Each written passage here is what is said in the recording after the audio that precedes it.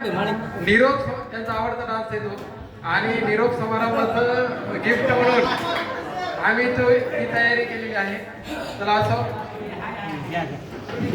लग्नाच्या 13 वर्षानंतर आज पहिल्यांदा कोणत्या तरी स्टेजवर मी आलोय.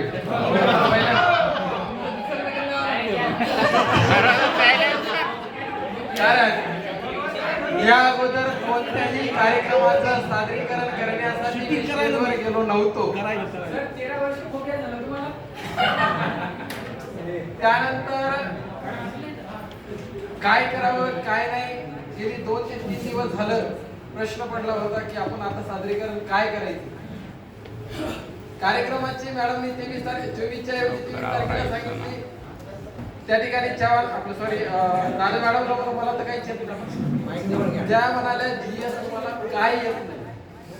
हे एवढं वाक्य मला प्रेरणा भरून गेलं आणि मी माझे छोटे गाणी जे काही सादरीकरण आहे तुमच्या समोर या ठिकाणी सादर करणार आहे. खरं तर ओपनिंगच्या सर्व बॅट्समननं शतक ठोकली, काही ना द्विशतक केली.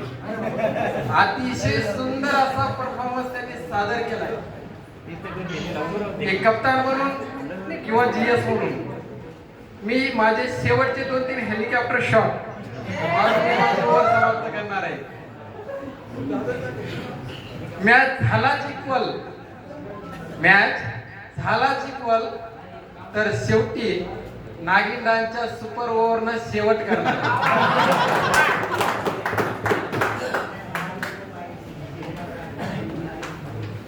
चला असो, तर मी माझ्या विविध कला गुणदर्शनामध्ये वेगवेगळ्या ठिकाणी आपल्याला दैनंदिन जीवनामध्ये वेगवेगळे आवाज ऐकायला मिळतात आणि हेच आवाज मी तुमच्या समोर सादर करणार आहे. तर ज्यावेळी पावसाळ्याचे दिवस असतात, एखाद्या कुत्रीला लहान पिलांना जन्म दिल्यानंतर जी काही पिलं असतात त्या पिलांना थोडी थोडी थंडी वाजत असते. वा वा सर,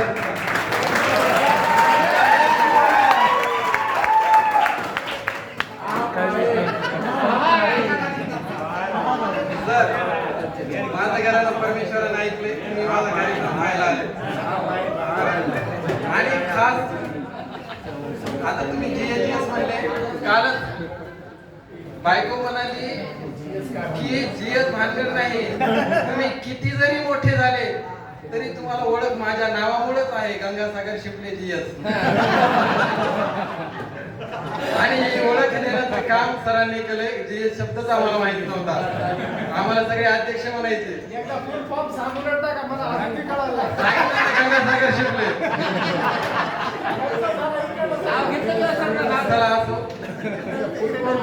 तर या पावसाळ्यांच्या दिवसामध्ये जी काही लहान लहान पिलं आहेत, लहान लहान पिलं कुठेतरी खड्डा करून बसलेली असतात आणि ज्यावेळेस त्यांना थंडी वाजायला लागते,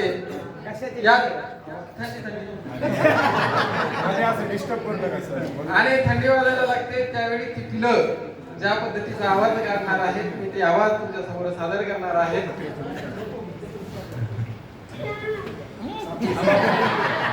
आवाज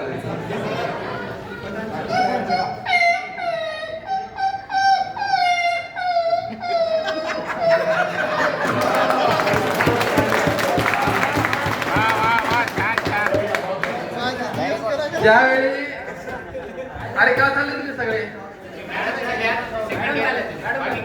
बर बर बर. ज्यावेळी एखाद्या लहान पिलाला दगड मारला जातो, एखाद्या लहान मुलाकडून दगड मारला जातो, तसं मला प्रवीण साहेब सर म्हणले दगड फेकून मारतो म्हणून. तर तो एका विशिष्ट याच्यामध्ये आवाज काढतो, तो आवाज असतो त्याला दगड मारल्यानंतर.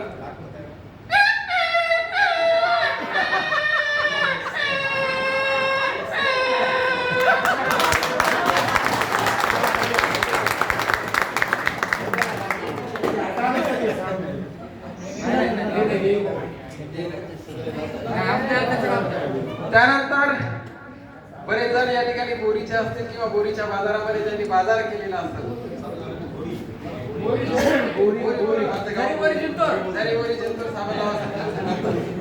तर या बाजारामध्ये जो काही पिशव्या विकणारा विक्रेता आहे तर त्याच्या हातामध्ये असणाऱ्या ज्या काही पिशव्या आहेत, आमच्या वेळी बाजार ज्यावेळेस आम्हाला खरेदी करायला जायचो तर एक 2 रुपये त्या पिशवीची किंमत असायची आणि एकाची 3 रुपये आणि दुसऱ्या पिशवीची किंमत होती 10 रुपये. तर त्याची एक वेगळी ट्युनिंग होती. त्या ट्युनिंग मध्ये तो पिशव्या विकायचा आणि तो आवाज आम्ही लहानपणापासून आम्ही तो आमच्या रेकॉर्डिंग मध्ये केलेला आहे, स्मरणामध्ये ठेवलेला आहे. तो पहा कसा ए वाला रल्ला रिल्ला राहला रल्ला रिल्ला राहला रल्ला रिल्ला राहला आणि 2 ला 3 ला 10 ला पिशवीचा रेट ए वाला रल्ला रिल्ला राहला रल्ला रिल्ला राहला रल्ला रिल्ला राहला. त्यानंतर एक आलू विक्रेता त्याची वेगळी ट्युनिंग होती. तर तो आपल्याकडे ग्राहक आकर्षित करण्यासाठी त्या ट्युनिंग मध्ये तो बोलायचा आलू दहा आलू दहा आलू दहा या ट्युनिंग मध्ये तो आलू विक्रेता आणि विशेष म्हणजे दुसरीकडे स्वस्त जरी असली तर आम्ही त्याच आलूच्या दुकानामध्ये जायचो. त्या आकर्षण होतं त्या बोलवण्यामध्ये. त्यानंतर मॅडम दररोज रेल्वेमध्ये अपडाऊन करतात आणि सकाळी लवकर त्या उठून तयारी करून येतात आणि नकळत ज्या गोष्टीची माणसाला एखाद्या वेळेस बोर झाल्यानंतर आतुरतेने वाट पाहतो ती म्हणजे इथं बसलेल्या सर्वांचा आवडता चाय.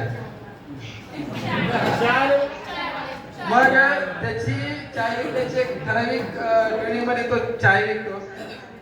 चाय वाला चाय वाला चाय वाला चाय वाला चाय वाला ए वाला गरमा गरम चाय वाला चाय वाला चाय चाय चाय ए वाला गरमा गरम चाय.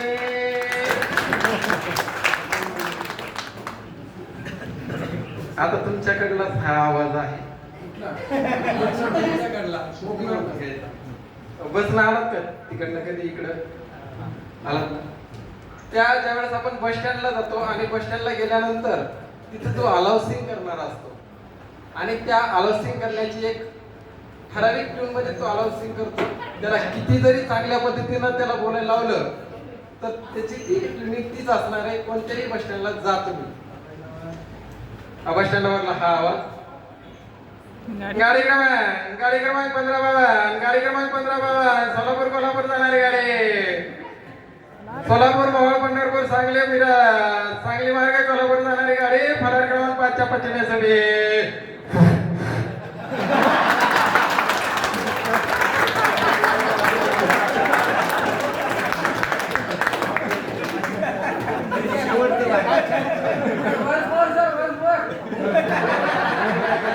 कमी आहे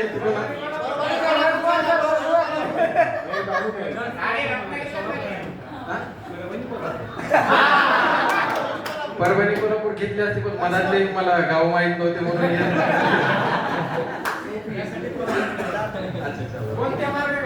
कधी गेलेच आणि हा आवाज ऐकू आला तर जीएची निश्चितच आठवण. तर रेल्वे स्टेशनला ज्यावेळी आता बरेच जण अपडाऊन करतात आणि जसं बस स्टँडचा आवाज आहे त्याच पद्धतीनं रेल्वे स्टेशनचा तिथं अलाउसिंगचा जो काही आवाज आहे तो लेडीजचा असल्यामुळं 100% मला जमलंच नाही पण मी प्रयत्न करतो.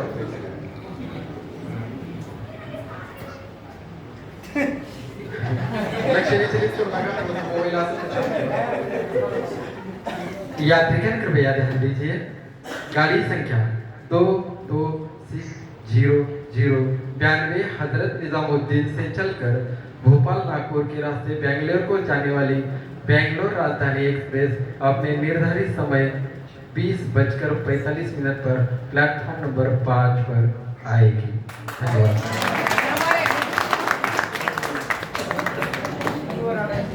या ठिकाणी जिंतूर तालुक्यातील जर कोणी असतील तर आदरणीय सन्माननीय विजयरावजी भांबळे साहेब हे ज्या वेळेस एखादं भाषण करायला लागतात तर त्यांची एक विशिष्ट ट्यून आहे आणि त्या ट्यून मध्ये ते नेहमी भाषण करतात. तो आवाज मी कॅच केलाय आणि शेतात कधी कुठे गेलो की ते आवाजाची मी प्रॅक्टिस करायचा आणि ते या पद्धतीने बोलतात. आज या ठिकाणी यशवंतराव चव्हाण महाराष्ट्र मुक्त विद्यापीठ नाशिक, अभ्यास केंद्र, शासकीय अध्यापक महाविद्यालय परभणी या ठिकाणी BEd तृतीय वर्ष 2023च्या विद्यार्थ्यांनी सहशालेय उपक्रमाचे सादरीकरणाचा कार्यक्रम आयोजित केला. मला प्रमुख पाहुणे म्हणून बोलवलं, त्याबद्दल मी त्यांचे आभार मानतो. त्या ठिकाणी तुमच्या सर्वांचे लाडके GS यांनी मला विनंती केली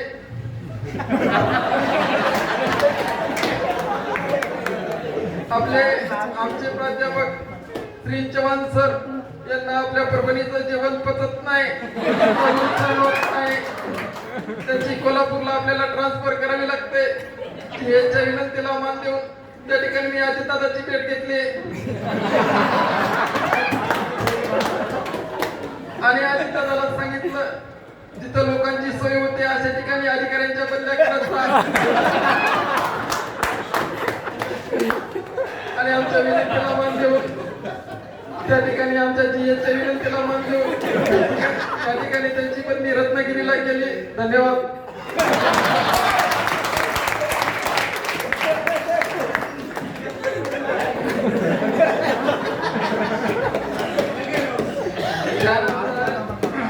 सर्वजण खेड्यापाड्यातून आलेले सगळेजण आहात आणि या खेड्यामधून लहानपणी आपल्या मुलांना म्हणजे वेगवेगळ्या प्रकारचं जे काही साहित्य, आता मला नाही वाटत भिकारी काय काय घेऊन येत होती, तर ती भिकारी तिला भिकारी म्हणतात, तिचा विक्रेत्याचं म्हणजे नाव मला नाही माहिती.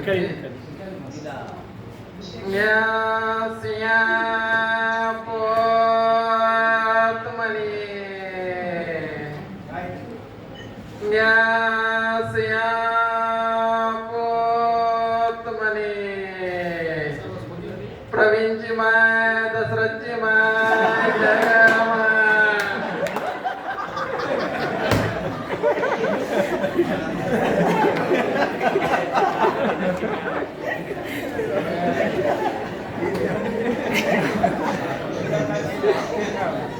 जिंतूरच्या बस स्टँडला एक आमच्या लहानपणी लोकमत पेपर विक्रेता होता.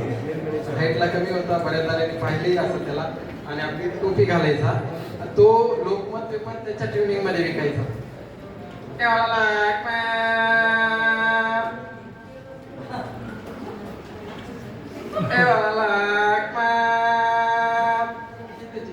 बरेच जणांनी ऐकलंही असेल, कारण आता नाहीये, बरेच दिवसापासून पाहिलं नाही मिळत. त्यानंतर कारीगरवाल्याचा जो काही संवाद आहे, कारीगरवाला ज्यावेळेस कारीगर आम्ही लहानपणी असताना विकायला येतात, तो असं करायचा, गारे गाडे दुधाचे गारे गाडे वाला गारे गारे, आणि भंगारवाला काला लावाला काटा प्री बूट आहे शीशाला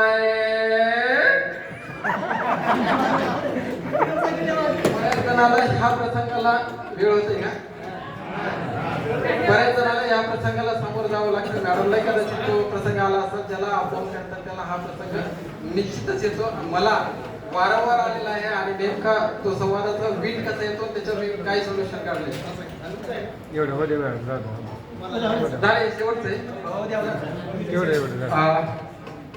काय पहिल्यांदा अगोदर काय आपली जागा पकडलेली असते, कोणतरी एखादा म्हातारा माणूस या बसा आपण बोलतो, काय करता, थोडासा सुरू झालं की काय करता, शिक्षक आहे, जिल्हा परिषद संस्थेवर आहे, आपण म्हणायचं संस्थेवर आहे, पगार किती मिळते, 100% मिळते, किती पैसे भरले, आमच्याकडे पैसे घेत नाही, आमच्याकडे गुणवत्ता पाहून घेतले जाते. असं कसं, काहीतरी घेतले असतील, पगारात काटले असतील, नाही ना आमच्याकडे पैसे घेत नाही, कर्ज उचलला असतं, नाही ना आमच्याकडे घेतच नाही. म्हणजे ह्या लोकांना काही घेतलेलं नसेल, पण प्रश्न विचारतात. मग त्याच्यानंतर सगळं झाल्यानंतर त्याला त्याचं समाधान झालंय, लगेच लग्न झालेलं आहे का, त्याला विचारायचं असतंय की बा म्हणजे कास्ट कोणती, ओपन मधून लागले असतात, ते अगोदर ओपन मधून लागले असतात म्हणतात, म्हणजे त्याला आपला पाहुणा आहे का नाही ते ओळखते. ओपन मधून लागलेले असतात, नाही कास्ट मधून लागलो. कोणती कॅटेगरी, ते डायरेक्ट जात नाही विचार, कोणती कॅटेगरी, एनटीसी मधून लागलो. हा धनगर आहेत का, पाहुणेच आहेत आपले. लगेच सुरू काय होते, हात करायचं कुठे करे, मग म्हणायचं कुठे करे, हा पाहुणे येतात मग कुठले, म्हणजे अशा पद्धतीचे प्रश्न विचारतात आणि ते सुरू होते. मग त्याच्यावर एकच उपाय, काय करतात, शिक्षक आहे कुठे आहेत, जिल्हा परिषद विषय बंद. चला धन्यवाद.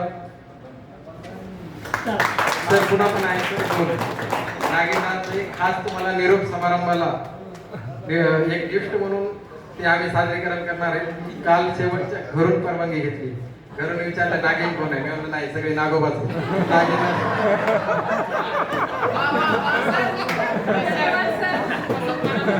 खास तुमच्यासाठी सादरीकरण आहे.